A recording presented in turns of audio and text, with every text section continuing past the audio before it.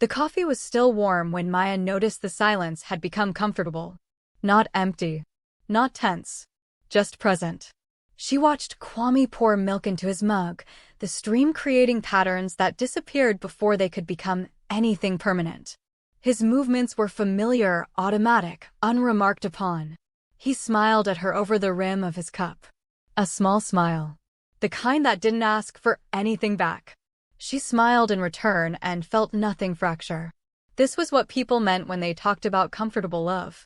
Saturday mornings without plans. Without effort. Where being together didn't require explanation. Good, he asked, nodding toward her cup. Perfect, she said. And it was enough. For now. If you've ever left a good thing, because it no longer fit who you were becoming, you're not alone here. Stay. You're listening to AFROSEOUL Hearts. Stories about timing, love, and the choices we delay. They had fallen into rhythms without deciding to. Wednesday dinners at the Ethiopian place near his apartment. Sunday mornings at her place, where the light came through the windows at an angle that made everything look softer. Texts throughout the day, not constant, but steady. Small observations. Shared jokes. Photos of things that reminded them of each other.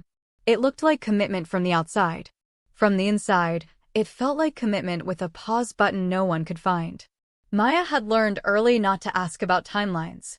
Not because Kwame refused to answer, but because his answers always felt like weather forecasts, generally accurate, frequently postponed. When she'd first brought up the idea of living together, 6 months into their relationship, he'd said, "I can see that." Eventually had a soft edge to it. It didn't sound like no. It sounded like yes with patience attached. She'd nodded and felt reasonable for nodding. 3 months later, when her lease came up for renewal, she'd mentioned it again in passing. "I've been thinking about that conversation we had," she'd said. "About living together." "Yeah," he'd said, looking up from his laptop. "I think we should definitely talk about that. Soon." Soon lived next door to eventually. They were neighbors in the land of unspecified futures. She'd signed another year-long lease and told herself this was mature love. The kind that didn't rush. The kind that respected individual timelines and didn't confuse urgency with readiness. Her friends had asked, of course. "So when are you two moving in together?" "We're figuring it out," she'd said, which was true in the way that most careful phrasings are true. They were figuring it out. She was figuring out how long to wait. He was figuring out how to preserve the present without committing to a different future. Both were forms of figuring. Kwame had never been unkind about it. That was the thing that made it harder to name. If he'd been dismissive or evasive, she would have had something to point to. But he listened when she spoke about the future. He nodded thoughtfully. He said things like, "I hear you, and that makes sense, and let me think about that." And then life would continue in its pleasant, suspended way. It was a Tuesday evening in early autumn when the first real crack appeared. They were cooking together in his kitchen. He was chopping vegetables while she stirred sauce, and the radio was playing something low and instrumental. The kind of music that fills space without demanding attention. "My sister asked if you'd be at the family reunion next summer," Maya said, keeping her tone light. Kwame didn't look up from the cutting board. "Next summer? That's pretty far out." "I know. She's just planning numbers for the rental house." "I mean, I'd like to," he said. "But I don't know what my work situation will be like then. You know how it is." She did know how it was. She knew that next summer would arrive and there would be a project that needed finishing, or a transition period that required focus, or some other reasonable thing that made commitment complicated. "I'll tell her maybe," Maya said. "That works," he said, and smiled at her. A genuine smile. The kind that said he appreciated her understanding. And she did understand. That was the problem. She understood that he meant well. That he wasn't trying to avoid her family or dodge commitment. That he genuinely did think in terms of eventual readiness, eventual settling, eventual perfect timing. She just wasn't sure she could keep understanding indefinitely. But she didn't say that. Instead, she added salt to the sauce and let the moment pass. Later that night, lying in bed beside him, she thought about the conversation. Thought about how many times she'd adjusted her expectations downward. Not dramatically. Just incrementally. A series of small recalibrations that had become so routine, she barely noticed them anymore. When had she stopped mentioning the dog she wanted? When had she stopped talking about the workshop she'd been excited about? When had she started phrasing her plans as questions instead of statements? Kwame was asleep beside her, breathing evenly, peaceful in the way that people who aren't waiting for anything are peaceful. She envied that. The ability to exist so completely in the present that the future never pulled at you. Never made demands. Never asked you to decide. She turned onto her side and looked at him in the dark. She loved him. That wasn't in question. But she was beginning to realize that love without a shared sense of forward motion felt like standing still while trying to convince yourself you were walking. The weeks that followed felt like walking through water. Not difficult, exactly. Just slower than it should be. Every conversation about the future required more energy than it used to. Every plan that extended beyond a month felt like a negotiation she didn't have the words for. Kwame didn't seem to notice the shift. He was affectionate and attentive. He initiated plans. He said, "I love you," with what seemed like genuine feeling. He was exactly the same person he'd always been. Which was, Maya was beginning to understand exactly the problem. She'd changed. Or maybe she hadn't changed, but her tolerance for waiting had changed. Her willingness to shape her life around someone else's eventual readiness had changed. And he was still the same person who needed more time before committing to anything that looked like a shared future. Neither of them was wrong. They were just moving at different speeds through the same relationship. It was a Sunday morning, their morning, the one with the good light, when she realized she'd been editing herself for months. They were drinking coffee and reading in comfortable silence, and she almost mentioned the job posting she'd seen. A good opportunity. Better pay. More creative freedom. In another city. She'd been thinking about it for 3 days. Had even started drafting a cover letter in her head. But she hadn't mentioned it to Kwame because mentioning it would mean having a conversation about whether they could do long distance, or whether he'd consider moving eventually, or whether this was the kind of decision they made together or separately. And she already knew what those conversations would sound like. So instead, she kept reading her book and didn't say anything. And that silence, that specific, careful silence, felt like the truest thing between them. She was planning her life around his readiness. And he didn't even know she was doing it. Kwame looked up from his phone and caught her watching him. "What?" he asked, smiling. "Nothing," she said. "You sure?" "Yeah." He went back to his phone. And Maya went back to her book and understood, with a clarity that felt almost physical, that this was what the rest of her life would look like if she stayed. Small adjustments. Quiet accommodations. A series of postponed dreams that would eventually stop feeling like postponement and start feeling like who she was. She could see it all unfolding. The years of waiting for him to be ready. The slow erosion of her own wants until they became so small and manageable that they stopped asking anything of him at all. And he would never mean for it to happen. He would be kind and loving and genuinely confused if she ever told him she felt diminished. Because from his perspective, they were fine. They were good together. They just needed more time. Maya closed her book and set it on the table. "I think I'm going to head home," she said. Kwame looked up, surprised. "Already? I thought we were going to make brunch." "I know. I'm just tired." "Everything okay?" "Yeah," she said. "Everything's fine." And she meant it, in a way. Everything was fine. That was exactly the problem. The distance started the way most distances start between good people, quietly and with permission. Maya began to feel a sense of relief when plans changed. When Kwame had to work late, she found herself glad for the evening alone. When he suggested they skip their Wednesday dinner because he was tired, she agreed quickly and felt lighter afterward. It wasn't that she didn't want to see him. It was that seeing him had started to require something from her that she couldn't name. Some kind of continued suspension of her own forward motion. Some ongoing agreement to wait without knowing what they were waiting for. She stopped initiating difficult conversations because difficult conversations required hope that they would lead somewhere. And she had begun to suspect they wouldn't. The texts became less frequent. Not dramatically. Just incrementally. Where they used to exchange 20 messages a day, now it was 10. Then 7. Then 5. Neither of them mentioned it. Kwame noticed, but interpreted it as Maya giving him the space he'd always wanted. The space to move through his days without constant check-ins. Without the gentle pressure of someone else's timeline pressing against his own. He felt oddly lighter too. Not because he didn't care about her, but because the absence of questions about the future felt like breathing room. Like finally being allowed to exist in the present without constantly preparing for what came next. He thought this was progress. He thought they were finally understanding each other. It was a Thursday evening in late October when Maya realized she hadn't told Kwame about her day in over a week. She was sitting in her apartment, eating takeout, and something funny had happened at work. The kind of small, absurd thing that usually became a story she'd text him about immediately. But she didn't reach for her phone.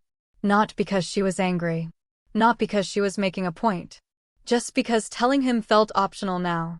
Like something she could do or not do, and either choice was fine. That realization sat heavy in her chest. When had he become optional? She set down her food and stared at her phone for a long moment. Then she picked it up and typed, "Hope you're having a good day." Generic. Safe. The kind of text you could send to anyone. He responded 20 minutes later, "You too. Talk soon. Talk soon." But they wouldn't. Not really. They'd exchange pleasantries and make surface-level plans and move through their separate lives with increasing ease. Maya put her phone down and felt something that wasn't quite sadness and wasn't quite relief. Just a growing awareness that they were already becoming people who had been close once. Kwame, for his part, was having similar realizations, though he framed them differently. He'd always thought of himself as someone who took relationships seriously. Someone who didn't rush. Someone who understood that good things required patience and intentionality. When Maya stopped asking about the future, he felt relief. Not because he didn't care about her, but because the questions had always felt like pressure, and the absence of pressure felt like acceptance. Like she finally understood that he needed to move at his own pace. He loved her. That hadn't changed. But he also loved the lack of urgency. The sense that they could exist together without constantly negotiating what came next. It felt sustainable. It felt mature. He didn't notice that Maya's ease came from a different source than his own. They saw each other less frequently. Once a week instead of twice. Sometimes less than that if one of them had other plans. The plans were always real. Work obligations, friend gatherings, family commitments. Neither of them was avoiding the other, exactly.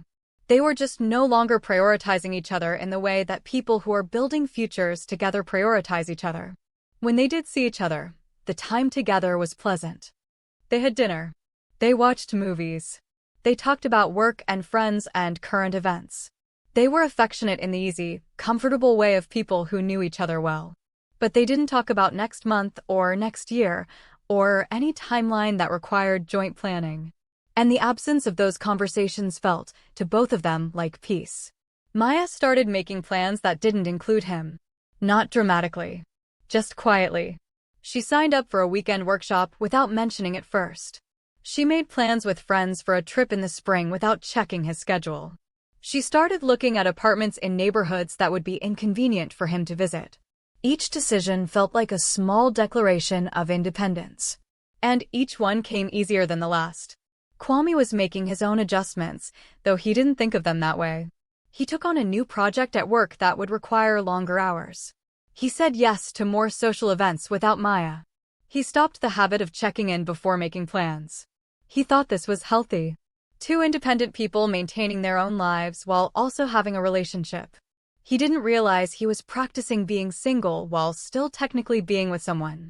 It was a rainy evening in early November when they had dinner together and Maya noticed how carefully they were both speaking. Nothing too personal. Nothing too future-focused.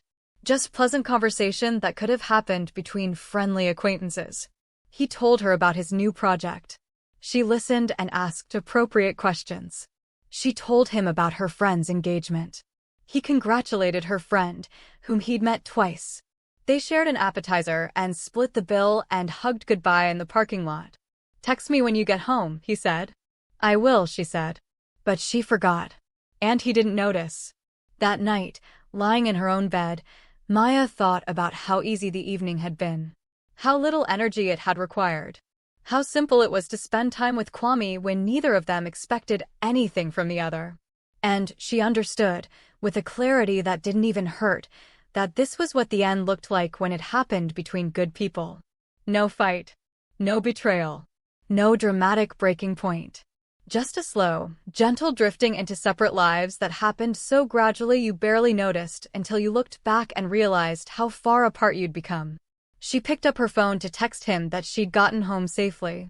Then she set it back down. He'd be fine without knowing. They'd both be fine. Kwame was having his own quiet reckoning.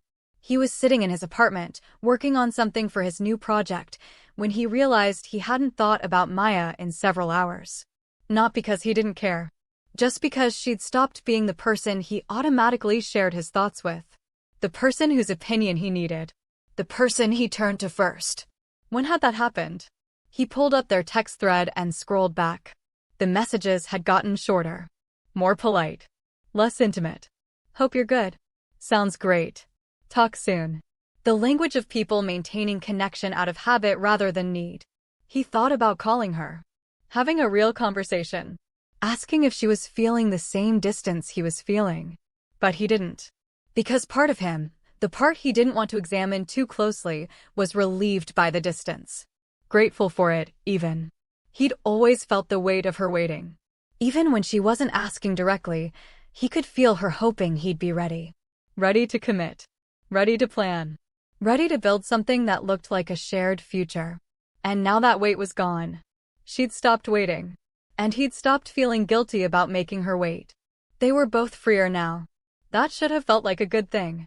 But it didn't feel good exactly. It felt like the end pretending to be equilibrium. The moment of knowing came to Maya on a Wednesday afternoon. Not their Wednesday. They'd stopped having their Wednesday dinners 3 weeks ago without ever officially canceling them. They'd just both been busy, and then it had been easier not to restart the routine. She was at work, sitting in a meeting that had gone 15 minutes too long, when her phone buzzed with a text from Kwame. "How's your day?" She looked at it and felt nothing. Not anger. Not warmth. Not even mild interest. Just a vague sense of obligation to respond. She typed back, "Good. Busy. You?" And then she put her phone away and returned her attention to the meeting and didn't think about him again for the rest of the day. That evening, walking home from the train, she replayed the moment in her mind. The complete absence of feeling when she'd seen his name on her screen. The way responding had felt like a chore rather than a connection. When had that happened? She thought back over the past few months. The gradual reduction in contact.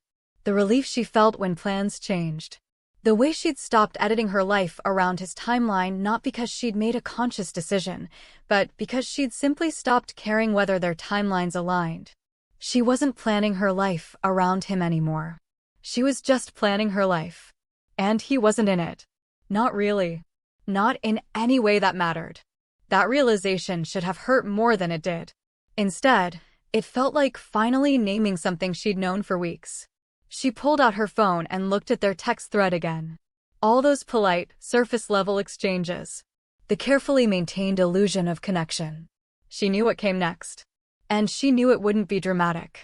Kwame had his own moment of clarity that same week, though it arrived from a different angle. He was having drinks with a friend who'd recently gotten engaged. The friend was talking about wedding plans, about combining households, about all the small negotiations that came with building a life with someone. "What about you and Maya?" the friend asked. "Any movement there?" Kwame opened his mouth to give his usual answer, something about taking things slow, about waiting for the right time. But what came out instead was, "I don't think we're heading in that direction." The friend raised his eyebrows. "Really? I thought you two were solid." "We are." "Were." Kwame paused, trying to find the right words. "We're good together. It's just, I don't know. I think we want different things." "Like what?" "Like, she wants to move forward. And I want to stay where we are." The friend nodded slowly. "That's not really sustainable, is it?" "No," Kwame said. "It's not." And hearing himself say it out loud made it real in a way it hadn't been before. They weren't moving forward. They were just existing in parallel, pretending that parallel was close enough. He went home that night and sat with the knowledge that something needed to change. He could try to want what Maya wanted. Could push himself to be ready for commitment, for shared futures, for all the things that came with building a life together. Or he could be honest. He'd always thought of himself as someone who valued honesty. It was time to prove it. The conversation happened on a Sunday morning. Not their Sunday morning. They hadn't had one of those in over a month. But Maya had texted him the night before, "Can we talk tomorrow?" And he'd known immediately what the conversation would be. He'd felt relief. And then guilt about the relief. She came to his apartment. He made coffee. They sat at his kitchen table, and for a moment, it felt like all the other quiet mornings they'd shared. Except this time, the quiet had weight. "So," Maya said. "So," Kwame echoed. She took a breath. "I don't think this is working anymore." He nodded slowly. "No, I don't think it is either." There was a pause. Not an uncomfortable one. Just a space where both of them adjusted to the fact that it was actually happening. "It's not that I don't care about you," Maya said. "You know that, right?" "I do. And I care about you too." "I know." Another pause. "I think we just want different things," Maya continued. "Or maybe we want things on different timelines." "I don't know." "I think you're right," Kwame said. "I've been thinking about it too. About how I always need more time, and you're ready now. And neither of us is wrong. We're just not aligned." Maya felt something loosen in her chest. Relief that he understood. That she didn't have to convince him or justify herself or explain in detail what had been building for months. "So what do we do?" she asked. "I think we stop," Kwame said. "I think we let this be what it was, without trying to force it into something it's not." "Yeah," Maya said softly. "I think so too." They sat in the quiet for a moment. "I don't regret this," Maya said. "Us. Any of it." "Me neither," Kwame said. "I really don't." And he meant it. They both did. This hadn't been a mistake. It hadn't been a failure. It had just been two people loving each other at different speeds, and eventually that difference had become too wide to bridge. "Do you want more coffee?" Kwame asked. Maya smiled a little. "No. I think I should probably go." "Okay." They both stood. The hug goodbye was long and genuine. The kind of hug that acknowledged everything they'd been to each other without pretending they could continue being it. "Take care of yourself," Maya said. "You too." She picked up her bag and walked to the door. Paused with her hand on the handle. "Thank you," she said. "For being kind about this." "Thank you for being honest," Kwame said. She nodded. Opened the door. Walked out. And, just like that, it was over. Kwame stood in his kitchen for a long time after she left. The coffee was getting cold. The morning light was shifting across the floor. He felt sad, but not devastated. He felt relieved, but not celebratory. Mostly, he felt a quiet kind of clarity. The sense that something that had been slowly dying had finally been allowed to end with dignity. He picked up his phone, then set it back down. There was nothing to text her. Nothing that would make this different or better or more resolved than it already was. It was clean. And clean was the kindest thing it could be. Maya cried on the train home. Not dramatically. Just quietly, tears sliding down her face while she looked out the window at the city passing by. She was sad. Of course she was sad. But underneath the sadness was something else. Something that felt like coming back to herself.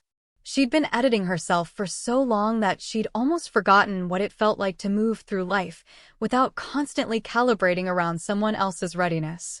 Now there was no one to calibrate around. Just her own wants. Her own timeline.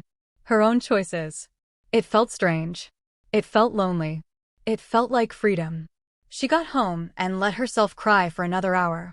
Let herself feel the full weight of the ending without trying to analyze it or minimize it or rush through it. And then she made tea and sat by the window with her dog, a dog she'd wanted for years and had finally gotten 3 weeks ago, after she'd stopped waiting for Kwame to be ready to share that responsibility and felt the sadness start to settle into something else. Not happiness. Not yet. But peace. The kind of peace that comes from choosing yourself. Even when choosing yourself means letting go of someone good. 14 months passed. Maya moved to a different neighborhood. Closer to work, closer to the park where she walked her dog every morning. She took the writing workshop she'd been thinking about. It led to other opportunities, freelance work, a small publication, conversations with people who took her seriously. She dated occasionally. Some were good. Some were fine. None required her to shrink or wait or edit her wants into something more manageable. She learned what it felt like to plan a life without checking whether someone else was ready to join her in it. It felt solid, like building on ground that wouldn't shift. Kwame had stayed in the same apartment. He'd gotten the promotion, just as predicted. The longer hours had been exactly as long as he'd thought they'd be. Things had not settled down the way he'd imagined they would. There was always another project, another timeline, another reason to wait before making changes. He'd gone on a few dates too. Nice people, thoughtful conversations, but nothing that pulled at him the way Maya had. He thought about her sometimes, wondered if she was happy, hoped she'd found what she was looking for. But mostly he moved through his days the way he always had, carefully, thoughtfully, at his own pace. He'd started therapy. Not because of the breakup specifically, but because the breakup had made him start asking questions about why he always needed more time. Why readiness always felt just out of reach. He didn't have answers yet, but he was asking. They saw each other again on a Saturday afternoon in January. A mutual friend's birthday party. One of those daytime gatherings at a restaurant downtown, the kind where people filtered in and out over several hours. Maya hadn't known Kwame would be there. She walked in, scanning the room for the birthday girl, and her eyes landed on him instead. He was standing near the bar, talking to someone she didn't recognize. He looked the same. Maybe a little tired. Maybe different in some way she couldn't name. Her heart did a small, complicated thing in her chest. Not panic. Not longing. Just recognition. The simple fact of his presence in a room she was also in. He turned at that moment and saw her. Their eyes met across the space. A bead of surprise. Then something that looked like a smile. He raised his hand in a small wave. She waved back. Neither of them moved toward the other immediately. Maya found the birthday girl, gave her a hug, settled into conversation with a group near the window. Kwame continued talking with the person at the bar. But they were aware of each other the way people who have been intimate are always aware, a peripheral knowledge that didn't demand attention but couldn't be ignored. The party moved around them. Conversations overlapped. People laughed. The afternoon light shifted through the windows. Eventually, inevitably, they ended up near each other at the appetizer table. "Hey," he said. "Hey," she said. Up close, she could see the differences. Small lines around his eyes that hadn't been there before. A new way of standing, maybe. Or maybe she was inventing changes because time had passed and people were supposed to change. "You look good," he said. "Thanks. So do you." It was true. He did look good. Familiar in the way that old furniture is familiar. You remember exactly how it felt, but you don't need to sit in it anymore to know. "How have you been?" he asked. "Good," she said. "Really good, actually." "I'm glad." She could tell he meant it. There was no edge to his tone. No resentment or regret. Just genuine warmth. "And you?" she asked. "Busy," he said. "But good." "Yeah, good." They stood in the small, comfortable space of people who had once known each other well and no longer needed to prove anything. "I got that dog," Maya said, surprising herself with the detail. His face brightened. "You did? That's great. What kind?" "A rescue. Older, very calm. Exactly what I needed." "That suits you," he said. Then, after a pause, "I'm glad you did that." "Me too." Someone called Kwame's name from across the room. He glanced over, then back at Maya. He gestured vaguely toward the voice. "Of course. Go. It's good to see you," he said. "You too." He smiled, that small, familiar smile, and moved away into the crowd. Maya stayed where she was for a moment, processing the interaction. It had been easy. Surprisingly easy. No awkwardness, no wait, no unfinished business pressing at the edges of the conversation. Just two people who used to be close, being friendly. She felt something settle in her chest. Not closure, exactly. Just confirmation that they'd made the right choice. Some stories don't ask for your attention. They ask for your honesty. If this moment is touching something personal, sit with it. The story isn't done yet. The party continued. Maya talked with other friends, laughed at appropriate moments, ate food that was better than she'd expected. She saw Kwame a few more times throughout the afternoon. Once, they made eye contact across the room and exchanged small smiles. Once, they were part of the same conversation circle, and he made a joke that made everyone laugh, including her. But they didn't seek each other out again. It felt right somehow. This measured distance. This acknowledgement without pursuit. Near the end of the party, Maya was getting her coat when Kwame appeared beside her. Heading out, he asked. Yeah, my dog's been alone all afternoon. He nodded. Right. The dog. They walked toward the exit together, moving with the flow of other people leaving. Outside, the January air was sharp and clean. The kind of cold that makes you pull your coat tighter and walk a little faster. Which way are you headed? Kwame asked. West. Train's that way. I'm going east. Of course he was. They stood on the sidewalk for a moment, both seeming to feel that the conversation needed some kind of ending, but neither knowing quite what it should be. It really was good to see you, Maya said. I mean that. Me too, Kwame said. I've thought about you. Wondered how you were doing. All good things, I hope. Always. There was a pause. The kind that could be filled with questions or left empty. Maya chose empty. Take care of yourself, she said. You too. She turned west. He turned east. And they walked away from each other into the cold afternoon. Maya rode the train home with her hands in her pockets, watching the city blur past the windows. She felt calm. Steady. Like something that had been slightly unresolved had finally clicked into place. Not because they'd talked deeply or addressed anything specific, but because she'd seen him and felt nothing but warmth. No pull toward the past. No wish that things had been different. No regret about the ending or curiosity about what might have been. Just a pleasant encounter with someone who used to matter in a different way. She got home and her dog greeted her with sleepy enthusiasm. She made tea and sat by the window and thought about the afternoon. About how much could change in a year. About how she'd built a life that didn't require anyone else's participation. About how seeing Kwame had felt like visiting a place you used to live, recognizable but no longer home. Kwame walked to his apartment with his hands in his pockets, his breath making small clouds in the cold air. He felt something. Not quite sadness. Not quite relief. Just a quiet awareness that Maya had moved on in a way he wasn't sure he had. She looked different. Not physically, exactly. But in the way she held herself. Like someone who'd figured something out and settled into it. He was happy for her. And he was also aware of a small ache in his chest that he couldn't quite name. Not longing for what they'd had. More like longing for the clarity she seemed to have found.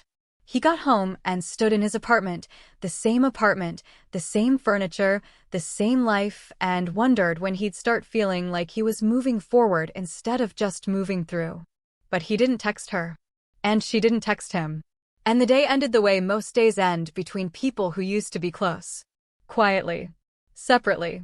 With nothing unresolved except the question of whether they'd ever speak again. 3 days after the party, Kwame texted her. Maya was at her desk, working on an article, when her phone lit up with his name. Do you want to get coffee sometime? She stared at the message for a long moment. It was a simple question. The kind of question that could mean nothing or could mean everything. She set her phone down and returned to her work. But the question sat in the back of her mind, asking other questions. Did she want to see him again? What would coffee mean? Was he asking as a friend or as something else? And more importantly, what did she want it to mean? She didn't respond right away. That evening, walking her dog through the park, she thought about the text. About Kwame. About how easy their conversation had been at the party. They could be friends. That was possible. Some people managed it. But was that what he was asking? She pulled out her phone and typed, "Can I think about it?" His response came quickly, of course. She appreciated that. No pressure. No insistence. Just space. That night, lying in bed, she let herself imagine it. Coffee with Kwame. Sitting across from him at some cafe, talking about their lives, maybe laughing about old memories. It would be pleasant. And maybe that's all it would be. Or maybe it would be the beginning of trying again. That thought made something tighten in her chest. Not fear, exactly. More like clarity. She knew how it would go. They'd talk. It would feel good. They'd remember why they'd liked each other. They'd fall back into something comfortable. And then, eventually, the same patterns would emerge. He'd need more time. She'd need forward motion. They'd be kind to each other while wanting different things. And she'd end up right back where she'd started, planning her life around someone else's eventual readiness. She didn't want that. Not because she didn't care about him, but because she'd built something good in the past year. Something that was hers. Something that didn't require constant negotiation or patience or waiting. She didn't want to go back to waiting. The next morning, she texted him. "I don't think coffee is a good idea." She watched the message send, then added, "I think we'd fall back into something comfortable. And I don't want comfortable anymore. I want forward motion." She set her phone down and felt her heart beating hard. It was the truth. The clearest version of it she could offer. His response came an hour later. "That makes sense." And then, after a pause, "I'm sorry I couldn't give you that." She stared at the message. At the past tense. At the acknowledgement that he still couldn't. She typed, "You didn't do anything wrong. We just wanted different things." Still. "I'm sorry." "Me too." She waited to see if he'd say more, but he didn't. And she didn't either. Because what else was there to say? They'd been honest. They'd been kind. And they'd both recognized that love without compatible timing wasn't enough to build on. That was the whole truth. Maya set her phone aside and sat with the feeling of the ending. Not the ending from 14 months ago, but this one. The final one. The one that closed the door on possibility. She'd expected it to hurt more. But mostly she felt clear. Clear that she'd made the right choice for herself, even if it was hard.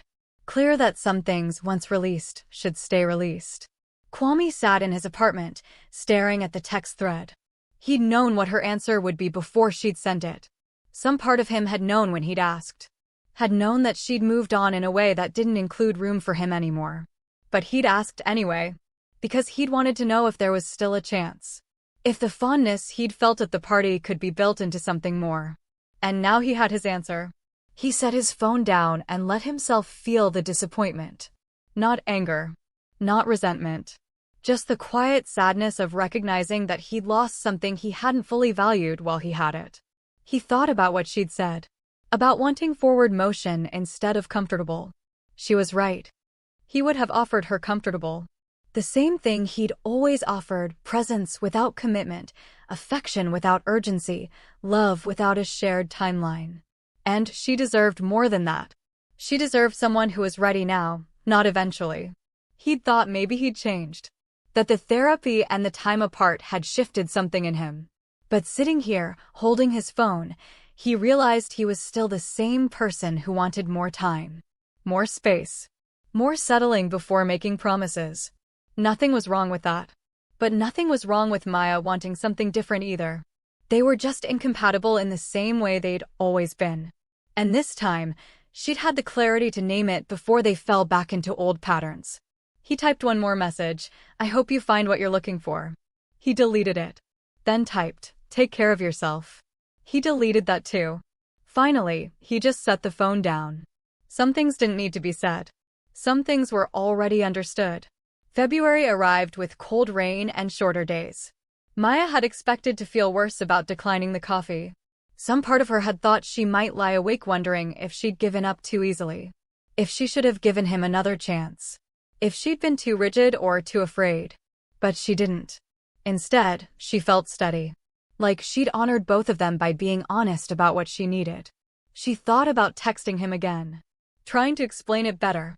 Making sure he understood it wasn't about him being inadequate or her being unwilling. But there was nothing to explain. He'd understood. The understanding was the closure. She focused on her work. On her writing. On the small, steady life she'd built that didn't require anyone else's readiness. Some days she missed him. But mostly she missed the idea that waiting was the same as loving. She'd learned the difference. And that was worth more than any relationship that required her to forget it. Kwame went to therapy and talked about Maya without saying her name. "I think I lost someone because I couldn't commit on their timeline," he said. His therapist asked, "And how do you feel about that?" "Sad," he said. but not surprised. Do you wish you'd done things differently? Kwame thought about it. Really thought. I wish I'd been ready, he said finally. But I wasn't. And pretending I was would have been worse. The therapist nodded. That's self-awareness. Doesn't make it hurt less. No, the therapist agreed. It doesn't. But it was something. Understanding why it had happened. Why it had to happen. Why love without alignment was just two people being kind to each other in separate directions. He left therapy and walked through the cold city and felt the weight of the ending settle into something he could carry. Not happily, but honestly. And maybe that was enough. A week later, Maya was at a coffee shop when she saw a couple arguing quietly at a nearby table. Not dramatically. Just intensely. The woman was leaning forward, speaking in a low, urgent voice. The man was leaning back, arms crossed, shaking his head. Maya watched them for a moment, recognizing the shape of the conversation even if she couldn't hear the words. One person wanting something now. One person asking for more time. She felt a wave of gratitude for herself. For the version of herself that had finally stopped waiting. That had chosen her own timeline over someone else's eventual readiness. It hadn't been easy, but it had been right. She finished her coffee and left the shop and walked into the cold afternoon feeling more sure of herself than she had in years. Kwame wouldn't text her again. She knew that. And she wouldn't text him. Because some doors, once closed, should stay closed. Not out of anger. Not out of fear. But out of respect for what they'd already learned. That love wasn't always enough. That timing mattered. That you couldn't build a future on someone's potential to be ready someday. And that choosing yourself wasn't selfish. It was necessary. The only way forward. Spring came slowly that year. Maya noticed it the way you notice most incremental changes, suddenly, all at once, when the accumulation becomes undeniable. One day the trees were bare, and the next they were edged with green. She was walking her dog through the park when she passed a bench where a young couple sat close together. The girl was talking, animated, gesturing with her hands. The boy was listening, nodding, completely focused on her. Maya felt a small pang. Not jealousy. Not sadness. Just recognition of something she'd once had and released. But then she watched a moment longer and saw it. The exact moment where the girl said something about the future and the boy's expression shifted. Just slightly. A barely perceptible withdrawal. One person speaking about a future the other person wasn't ready to enter. Maya kept walking. She didn't know how their story would end. Maybe he'd become ready. Maybe she'd learn to wait. Maybe they'd find some middle ground that worked. Or maybe they'd learn what she and Kwame had learned. That love without aligned timing was just two people caring about each other from different places on the same path. The dog pulled toward a patch of grass, investigating something invisible with great concentration. Maya stood still and let her explore. Above them, the sky was that particular blue that only happens in spring. Clear and full of light and somehow more present than summer sky ever managed to be. Maya thought about all the things she used to believe about love. That caring about someone was enough. That patience was always a virtue. That wanting the same things eventually was the same as wanting them now. She knew better now. Love was necessary but not sufficient. Patience without progress was just postponement. Eventually was a place where futures went to wait indefinitely. She wasn't bitter about learning these things. She was grateful. Kwame had taught her something essential about herself, that she was capable of leaving things that didn't fit, even when they didn't hurt. Even when they looked good from the outside. Even when everyone else thought she should stay. That was its own kind of strength. The dog finished her investigation and looked up expectantly. Maya smiled and continued walking. Somewhere across the city, Kwame was also moving through his Saturday morning. Also thinking about the past. Also carrying forward a version of love that had mattered even though it hadn't lasted. He'd gone to therapy again that week. Had talked about readiness and timing and why he always seemed to need more of both. "Do you think you'll ever be ready?" his therapist had asked. "I don't know," Kwame had said honestly. "Maybe. With the right person. Or maybe I'm just someone who needs to be alone. Those aren't the only two options." I know. But they felt like the only two he understood. He wasn't unhappy. That was the strange thing. His life was full, work he enjoyed, friends he cared about, routines that felt sustainable. He had coffee on Saturday mornings and read books, and went to the gym and saw movies and felt generally content with his existence. But there was also an awareness, quiet but persistent, that he'd let something good slip away because he couldn't meet it where it needed to be met. He didn't torture himself with that knowledge, but he carried it. A reminder that timing mattered, that readiness was real, that you could love someone and still not be able to give them what they needed. Maya went on more dates that spring. One was with a man who talked about the future on their second coffee meeting. Not in a presumptuous way, just in a natural, easy way that suggested he was someone who made plans and followed through on them. She found herself relaxing into the conversation, not having to wonder or guess or calibrate her expectations. It didn't become anything serious, but it reminded her that there were people who moved at her speed, who didn't need years to decide if they wanted to keep showing up. She didn't compare them to Kwame. That would have been unfair to everyone involved. But she did notice the difference. The absence of that low-grade tension that came from waiting for someone to catch up. It felt like breathing after holding your breath. In April, Maya's mutual friend, the one whose birthday party had brought them back into the same room, got engaged. Maya was happy for her. Genuinely happy, without any of the complicated feelings that sometimes accompanied other people's milestones. She wondered briefly if Kwame would be at the wedding. Probably. She imagined seeing him there. How it would feel. Whether they'd talk. And she realized it didn't matter. She could see him or not see him. Talk or not talk. Either way, she'd be fine. That realization felt significant. Not dramatic. Just true. She'd reached a place where his presence or absence didn't shift anything in her. Didn't make her question her choices or wonder about alternate timelines. She'd made her peace. Kwame received the same wedding invitation. He looked at it for a long time before responding. He knew Maya would be there. Knew they'd probably see each other. Knew it would be another moment of careful navigation through what they'd been and what they weren't anymore. He RSVP'd yes. Because avoiding the wedding would mean Maya still had power over his choices. And she didn't. Not in a bad way. Just in the way that people who used to matter eventually stop mattering in that specific, sharp way. They'd become part of each other's history. Not forgotten. Not erased. Just past. Summer arrived with long days and thick heat. Maya finished a piece she'd been working on for months. A personal essay about love and timing and the courage it takes to leave good things that don't fit. She didn't mention Kwame by name, but he was there in every paragraph. The editor accepted it. It would be published in the fall. Maya felt something complete itself. Not just the essay, but the entire experience. The relationship. The ending. The aftermath. She'd turned it into something. Not for revenge or exposure or even catharsis, but for understanding. She understood now what had happened between them. Why it had happened. Why it had to happen that way. And she understood that it was complete. Not failed. Complete. It had served its purpose. Taught what it needed to teach.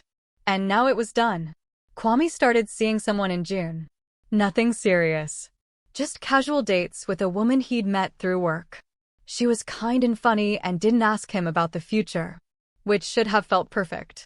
But sometimes, sitting across from her at dinner, he'd feel that same restlessness. That same need for more time before deciding anything. And he'd realized that maybe it wasn't about finding the right person. Maybe it was about him. About the way he moved through relationships.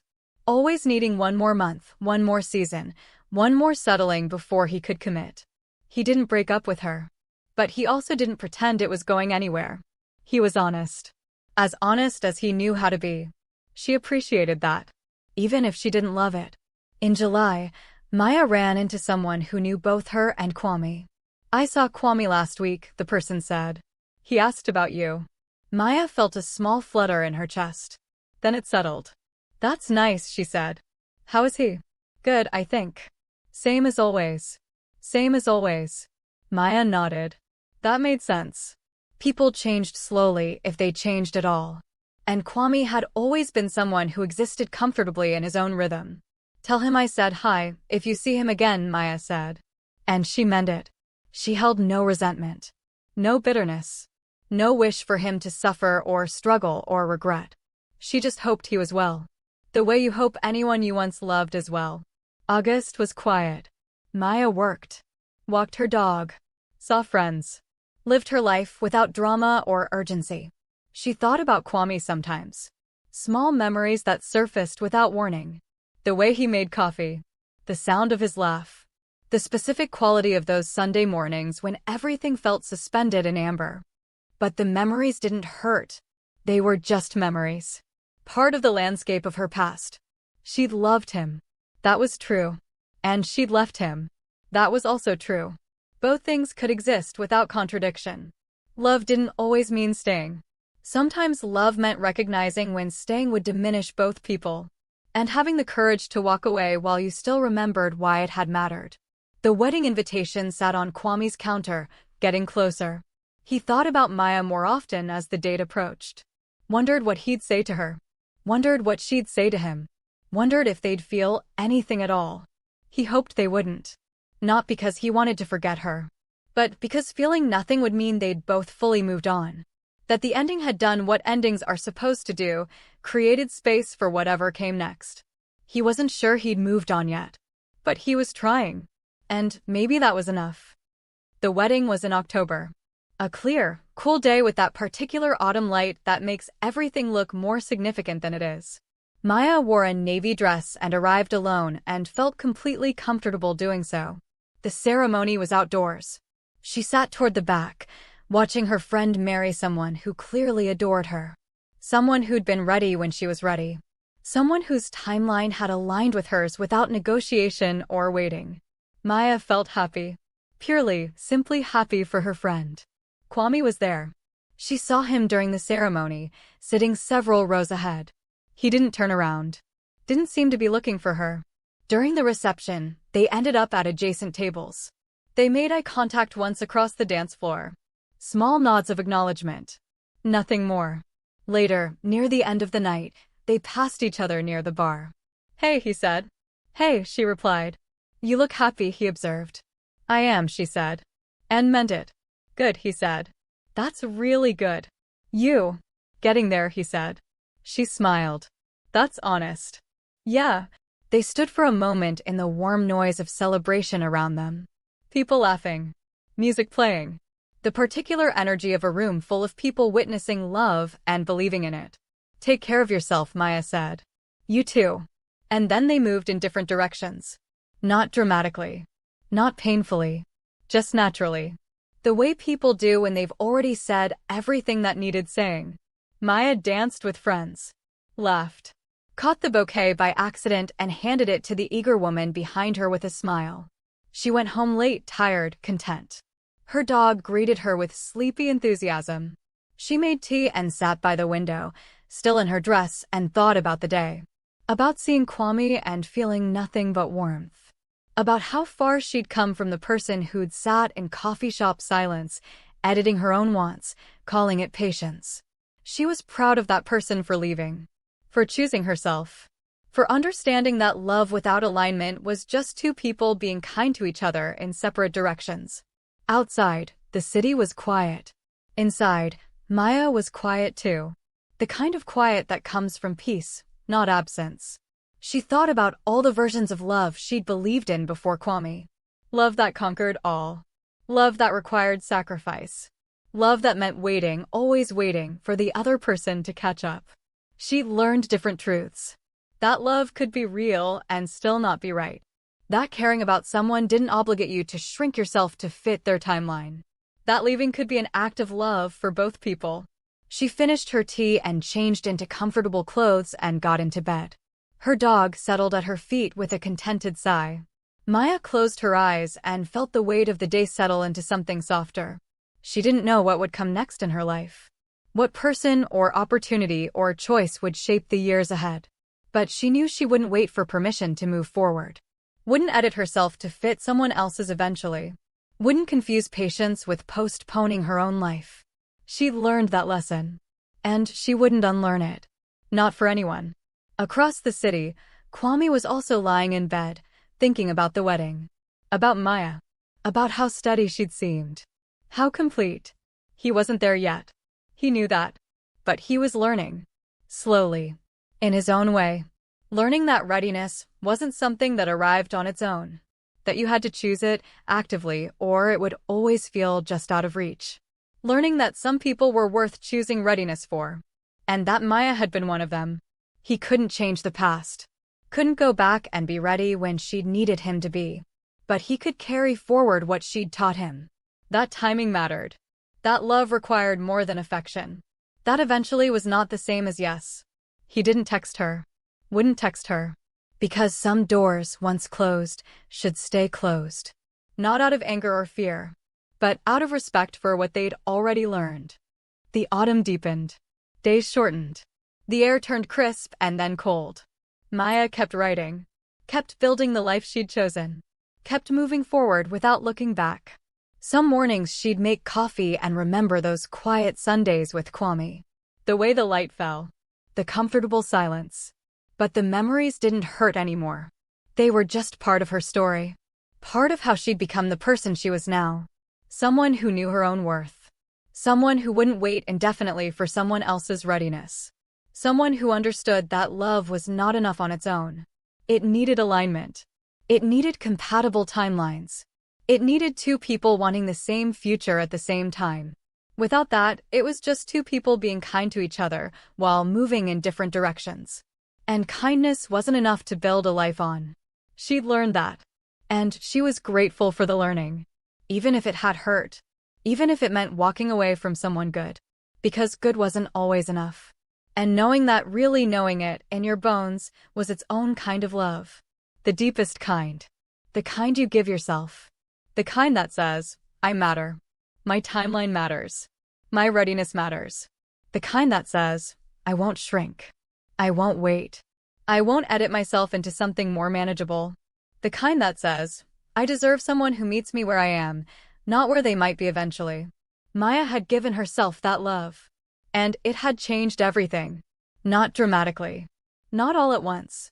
But slowly, steadily, in the way that real change always happens. She was different now. Clearer. Stronger. More herself. And she had Kwame to thank for that. Not because he'd given her what she needed. But because his inability to give her what she needed had forced her to learn how to give it to herself. That was the gift. Not the relationship. But what the ending of the relationship had taught her. About herself. About love. About timing. About when to stay and when to leave. About the courage it takes to walk away from something that looks good but doesn't feel right. About the strength required to choose yourself. She carried that knowledge forward into whatever came next. And whatever came next would be shaped by someone who knew her own worth. Someone who wouldn't compromise on what mattered. Someone who had learned, finally, that love without the right timing was just love waiting to end. And she was done waiting. For anything. For anyone. She was ready now. And she would only build with people who were ready too. That was the lesson. That was what Kwame had taught her. Not through his presence, but through his absence. Through his gentle, honest, persistent inability to meet her where she needed to be met. She was grateful for it. All of it. Even the parts that hurt. Because they'd led her here. To this life. This clarity. This peace. And that was worth everything. Thank you for staying with this story. If quiet love stories like this matter to you, you can subscribe and stay here. AFROSEOUL hearts will always be here.